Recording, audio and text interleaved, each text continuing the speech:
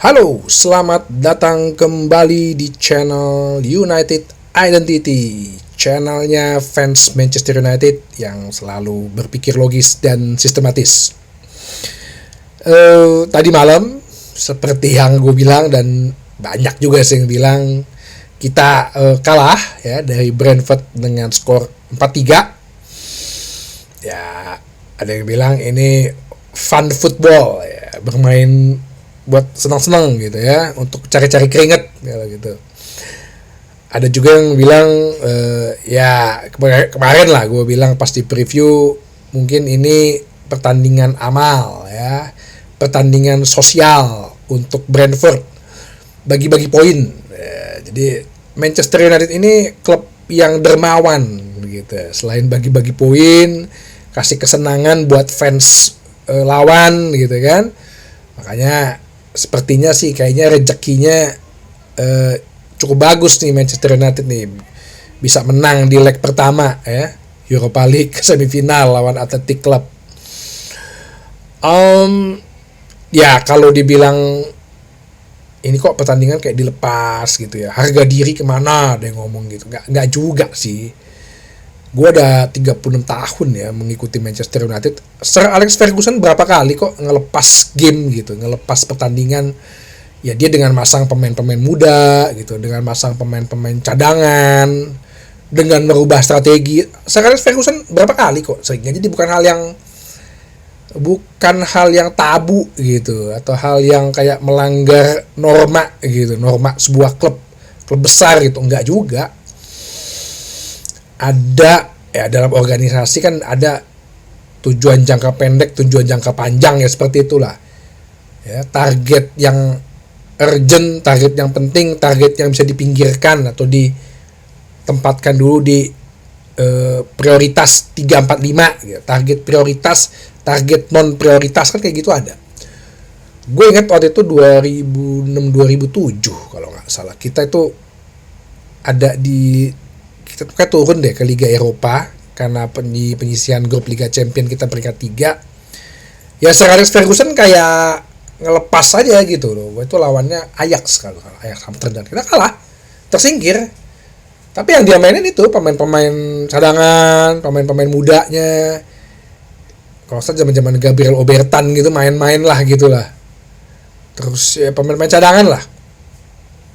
Jadi ya dalam organisasi apa di dalam klub sepak bola ya ada yang tujuan prioritas gitu. Jadi bukan hal yang tabu kok untuk melepas suatu pertandingan gitu ya, untuk hal yang lebih penting ya.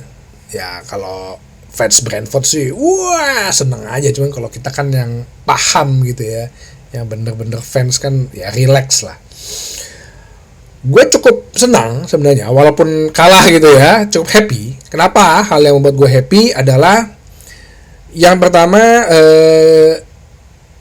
Garnacho cukup tidak egois kemarin pertandingan ya. Dia bisa mencetak 1 gol dan memberi 1 assist. Ya walaupun Garnacho ya, dribblingnya sih masih nggak bener-bener tuh, anak latihan nggak sih sebenarnya. Gue kalau ngeliat Garnacho dribbling ya, dia kan nggak cepet larinya ya. Dia tipe yang dribblenya bolanya jauh gitu, nggak lengket gitu.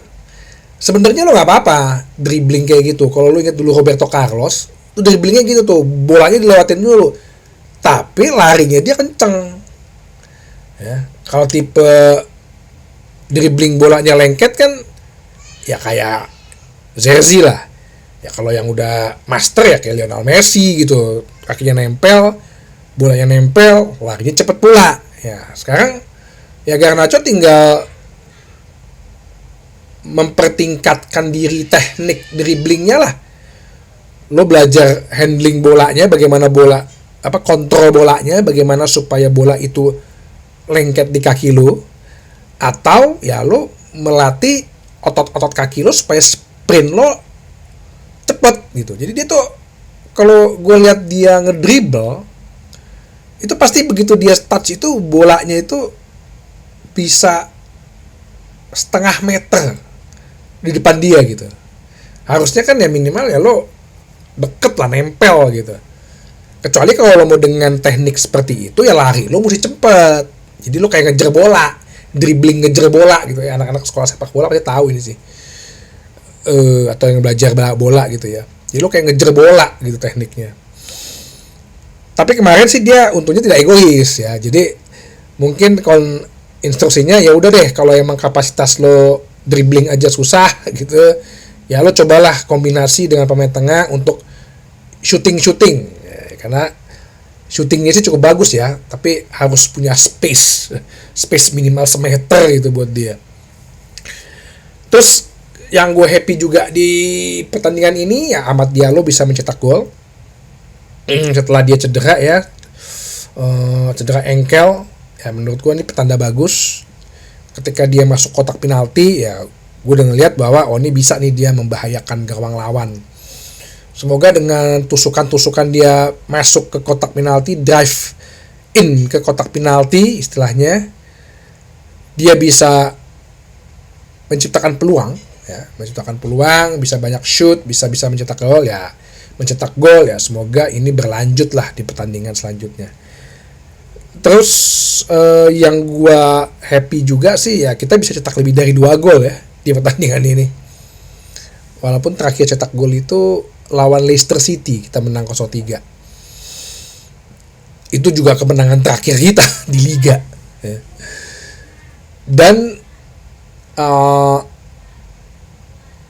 yang uniknya ya 3 gol itu pun juga bukan dicetak oleh seorang striker ya. Bukan oleh seorang striker gitu, seorang pemain tengah atau seorang winger.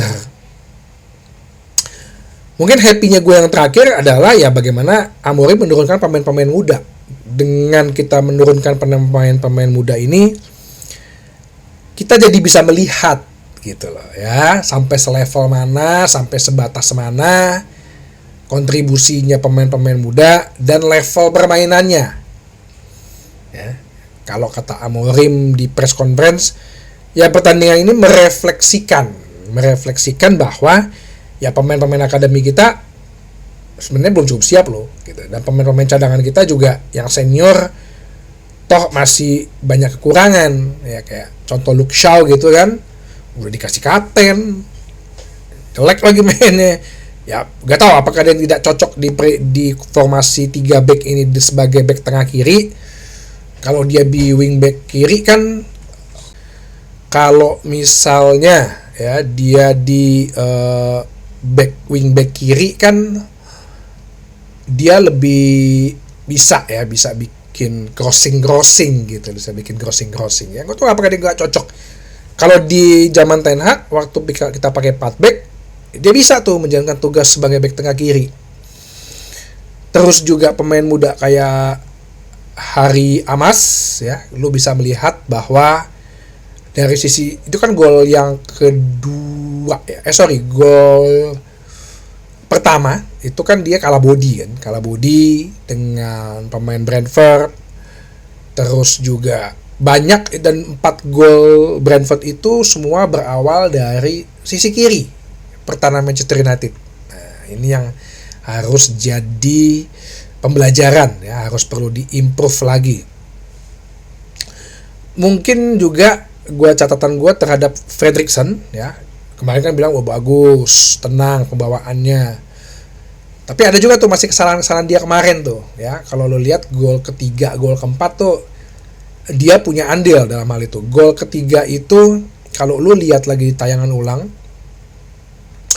dia itu sempat meninggalkan posnya ya, sempat meninggalkan zonanya dia untuk maju 1 langkah atau 2 langkah, sehingga ketika bola itu mengalir dari wingernya Brentford di crossing, dia telah tertinggal 2-3 langkah dengan penyerang kiri ini. Nah, harusnya kan padahal bola lagi di tengah, nggak ada yang membahayakan, ruang tembak pemain Brentford juga nggak ada, ya harusnya dia stay aja di zona itu, tapi dia justru maju. Nah, itu yang menurut gua kesalahan dari Fredriksson juga, kesalahan dari pemain muda. sama gol keempat pun walaupun itu ya bagus sih kombinasi serangannya ya dari Brentford, tapi teknik dia menyapu bola ya, bola passing mendatar itu dia malah, kalau lo lihat kakinya, dia malah berusaha untuk men-sweep bola. Kenapa dia tidak memblok ya? Kalau dia mau nge-sweep kan dia mesti ngambil ancang-ancang tuh kakinya ya, narik kaki dulu sehingga kan jangkauan jadi lebih pendek. Tapi kalau dia punya insting gitu ya, punya insting atau pemikiran untuk gua blok aja tendangan ini gitu loh, dia menjulurkan kakinya gitu ya, menarik kakinya ke depan. Nah, itu yang menurut gua harusnya sih teknik-teknik seperti ini yang harus terus dibenahi gitu ya. Ya pertandingan sih berjalan terbuka ya Brentford juga terbuka. Ya istimewa banget sebenarnya. Gua amazed juga dengan gol pertama yang kombinasi Manchester United, kita ngepres dan Garnacho nggak maruk gitu ya. Justru Mason Mount yang ke depan gitu, bukan Chidobe. Nah ini juga satu pembelajaran, Chidobe ini harus instingnya gitu.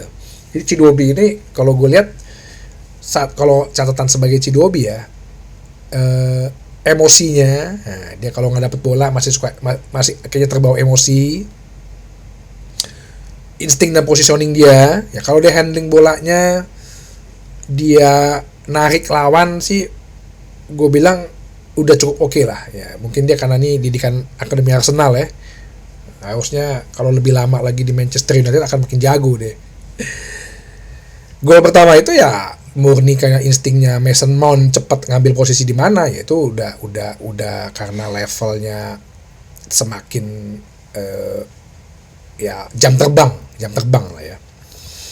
Tadi gol kedua ya kita disusul sampai 2-1 babak pertama.